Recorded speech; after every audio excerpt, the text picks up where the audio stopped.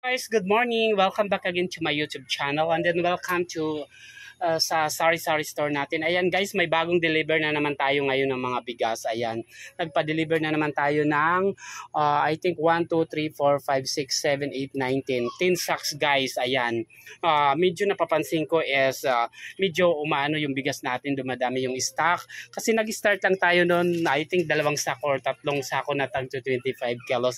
Thank you Lord. Ayan. Actually guys, wala lang tayo naiipon na pera kasi dito natin nilalagak lahat sa mga product natin, sa mga items natin para dumami yung stock natin. Ayan.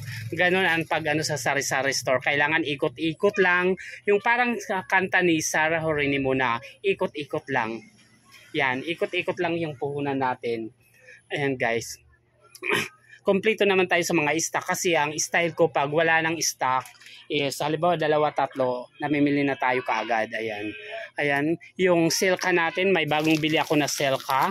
Ayan, si papaya green at saka si papaya orange. Ayan, at saka si ayan,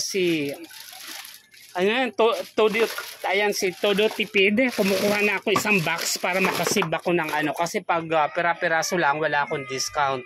Pag 1 box may discount ako pag 1 box na Todo Tipid. At saka may na-discover din ako na may sardinas pala na kulay green na Zaba. Kasi may naghanap kagabi kaya nagtry ako ng 6 na peraso. Ayan.